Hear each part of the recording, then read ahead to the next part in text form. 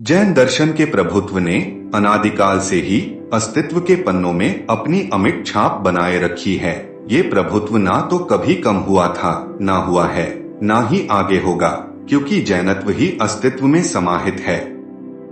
जय जिनेंद्र बंधुओं, आज हम आ गए हैं पृथ्वी के उस पावन भाग में जहाँ कभी गगन विहार कर पधारे मुनि पार्श्व ने घोर तपश्चर्या की थी और इस धरा को सुशोभित किया था।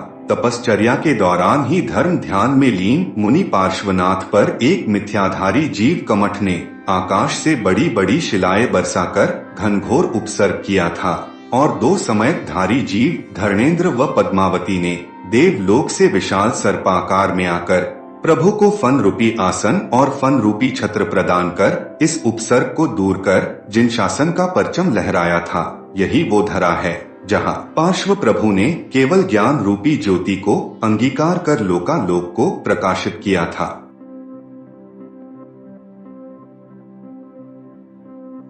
प्रवाहमान दिगंबर जैन धर्म के अनेक तीर्थंकरों ने अतीत काल में सर्वज्ञता प्राप्त कर तत्व उपदेश दिया। इसी श्रृंखला में इस अवसर्पिणी काल के 24 तीर्थंकरों में 23वें तीर्थंकर भगवान पार्श्वनाथ हुए। जैसे पर्वतों में मेरु पर्वत प्रसिद्ध है, वैसे ही तीर्थंकरों में भगवान पार्श्वनाथ प्रसिद्ध हुए। भारतवर्ष का प्रत्येक जैनी अपने जिनालय में पार्श्वनाथ भगवान की प्रतिमा रखने में अधिक श्रद्धान्वित होता है। शास्त्रों में भी तीर्थंकर का किसी भी दिन व्रत रखने का उल्लेख प्रचलित नहीं है, लेकिन पार्श्वनाथ प्रभु का रविव्रत जैनियों में प्रसिद्ध है। ऐसे पार्श्व प्रभु का जन्म बनारस के राजा अश्वसेन माता वामा देवी की कोख से हुआ। कुमारावस्था में ही वैराग्य धारण कर दिगंबरी दीक्षा धारण की। एक दिन महामुनि पार्श्वनाथ विहार करते हुए भीलवाड़ा जिले के बिजोलिया क्षेत्र के महाभिमावन में रेवा नदी के तट पर आकर ध्यानस्थ हुए। इसी समय 10 भव के बेरी कमठ ने आकर घोर उपसर्ग किया। सैकड़ों बृहत्काय चट्टाने प्रभु के ऊपर फेंकी, लेकिन प्रभु को ध्यान से डिगा नहीं पाया। आप अभी देख रहे हैं एक विशाल जिनालय को, जो कि विश्व में जिनेंद्र देव की सबसे बड़ी पद्मासन प्रतिमा प्रभु श्री पार्श्वनाथ भगवान की 30 फुट ऊंची प्रतिमा जी से सुशोभित है। नागर शैली में बन रहे इस भव्य जिनालय में एक साथ 1000 से ज्यादा श्रावक बैठकर पूजन पाठ कर सकते हैं। यह जिनालय आचार्य श्री विद्यासागर जी के परम प्रिय शिष्य एवं तीर्थ क्षेत्र जीर्णोद्वारक मुनि पुंगव श्री सुधासागर जी की प्रेरणा से बनकर लगभग पूर्णता की ओर है। यहाँ प्रतिदिन अभिषेक, ऋद्धिक्लश अभिषेक, शांति धारा, पात्र चयन कर की जाती है।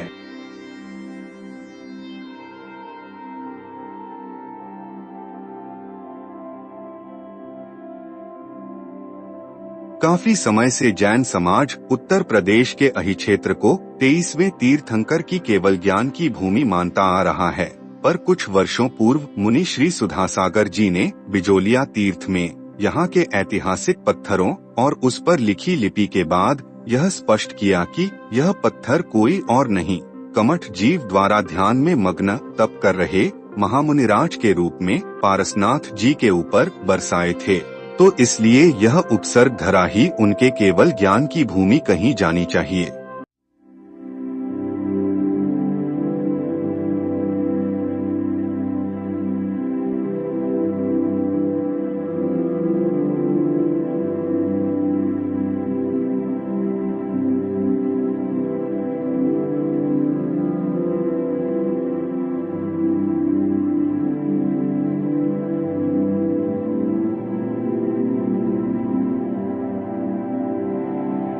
रेवा नदी के तट पर वर्ष 2021 की फरवरी में सैकड़ों बीघा में फैले हुए इस विशाल अतिशय क्षेत्र पर संत सुधासागर जी महाराज के सानिध्य में पंच कल्याणक महोत्सव संपन्न हुआ।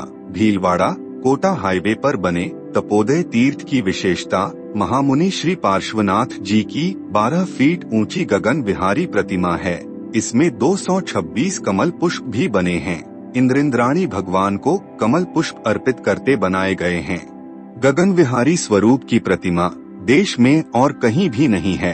राजस्थान में किसी भी तीर्थंकर की जन्म, तप या मोक्ष स्थली नहीं है। बिजौलिया ही ऐसा स्थान है जहां जैन धर्म के 23वें तीर्थंकर पार्श्वनाथ भगवान की तपस्थली है।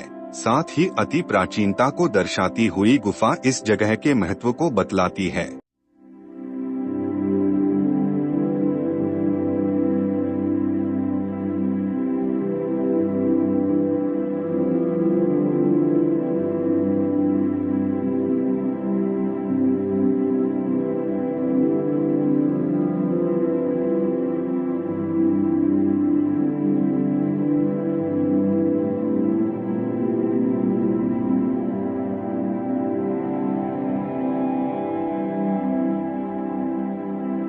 किसी का किसी जीव के साथ बैर बंधे तो 7 जन्म बिगाड़ता है। पार्श्वनाथ भगवान का कमठ के साथ 8 जन्म तक का बैर था। वह बैर जब भगवान वीतराग हुए तब जाकर छूटा।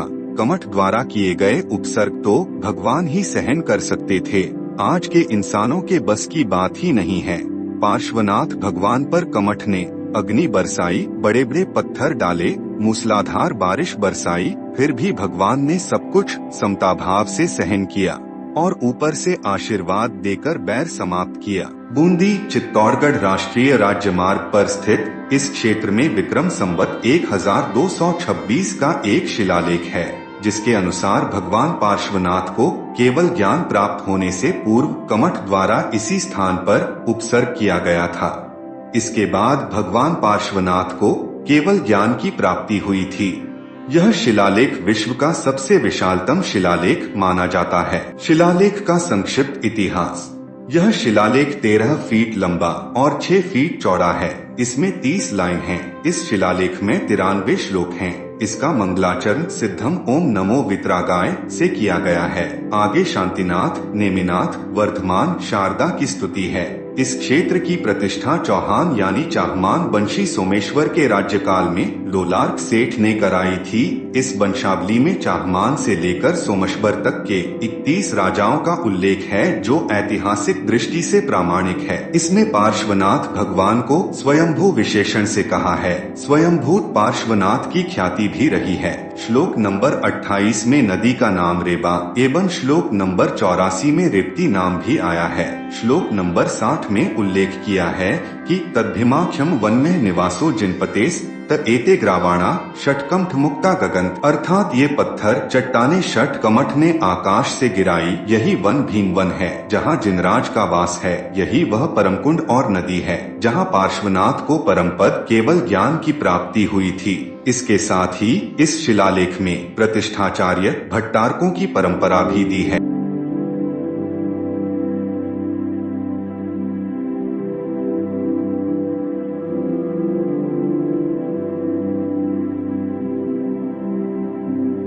सन 1858 में जब अंग्रेज यहाँ आए तो मंदिर के चारों ओर कोट तथा शिलालेख को देखकर उन्होंने शिलालेख के आसपास बारूद की सुरंग लगा दी। तभी न जाने कहां से मधुमक्खी और भौरों के झुंड निकल पड़े और लोगों से चिपट गए। सभी जन अपने प्राण बचाकर भागे। तभी एक और चमत्कार हुआ कि सुरंग से दूध की धारा निकलने लगी। इस अतिशय ने जनमानस को इतना प्रभावित किया कि यहाँ के लोकगीतों में भी यह घटना सुनाई पड़ती है।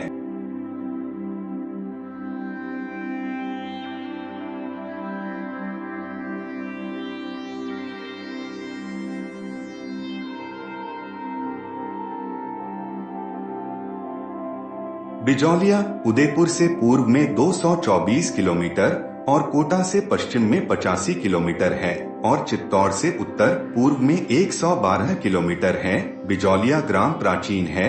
ग्राम के चारों ओर चारदीवारी बनी हुई है। चारदीवारी से दक्षिण पूर्व में 1 मील दूर यह क्षेत्र है।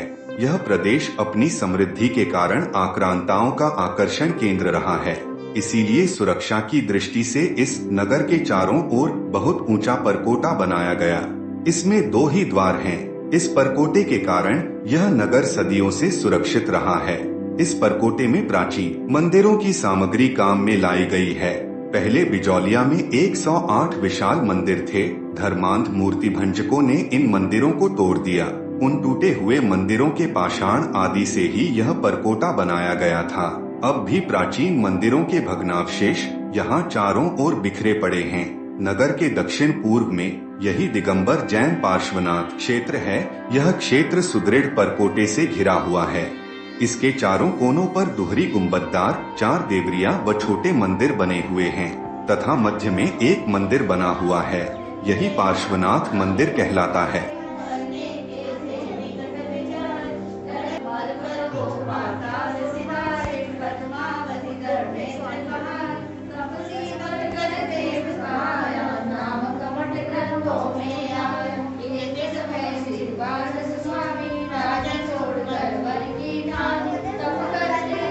परकोटे का मुख पश्चिम की ओर है तथा मंदिर पूर्वाभिमुख है। यह मंदिर पंचायतन है। मंदिर के चारों कोनों पर 4 देवरियां बनी हुई हैं तथा मध्य में मंदिर बना हुआ है। गर्भगृह या जिनगृह 7 फुट 2 इंच लंबा, 7 फुट 1 इंच चौड़ा और 6 फुट 7 इंच ऊंचा है। वेदी पर मध्य में 6 फुट 4 इंच ऊंची पाषाण की एक शिखराकृति है।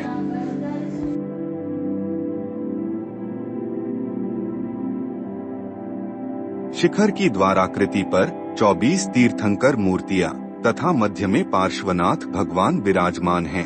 मध्य प्रतिमा जी के ऊपर छत्रत्रयी तथा गजलक्ष्मी हैं। छत्रों के ऊपर पद्मावती देवी हाथ जोड़े हुए बैठी हैं। उसके सर्पफण के ऊपर मध्य कोष्ठक में तथा कोण कोष्ठकों में श्री पार्श्वनाथ प्रभु की मूर्तियां उत्कीर्ण हैं। गजलक्ष्मी के दोनों कोनों पर देवयुगल माला लिए हुए खड़े हैं।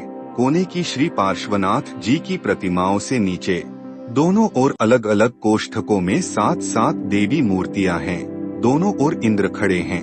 इंद्र दाएं हाथ में चमर तथा बाएं हाथ में बिजौरा फल लिए हुए हैं। इनके अतिरिक्त दोनों ओर चमरेंद्र खड़े हैं।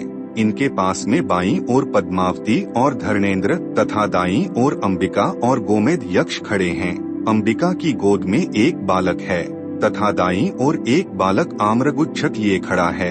गोमेद यक्ष हाथ जोड़े खड़े हैं। मुख्य शिखर के ऊपर कोनों पर 2 पद्मासन तीर्थंकर मूर्तियां हैं।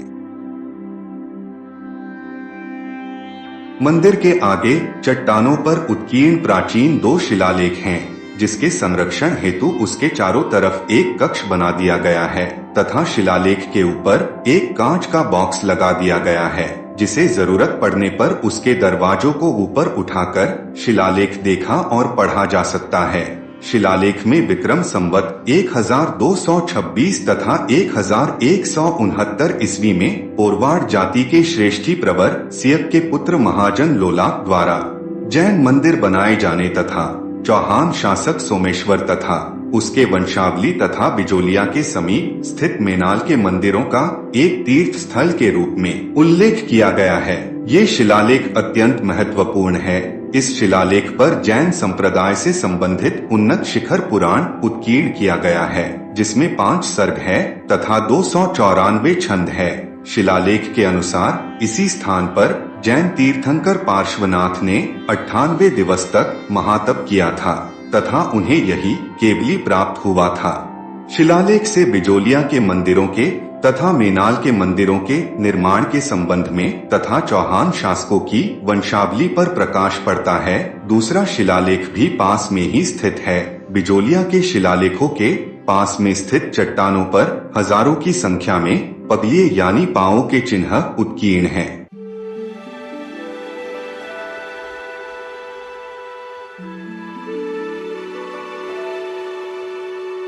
इस जिनालय में मध्य में देवाधिदेव पार्श्वनाथ भगवान के साथ उनके 10 गंधर्व परमेष्ठी भी विराजमान हैं। संपूर्ण भारत में इस प्रकार का यह एकमात्र जिनालय है।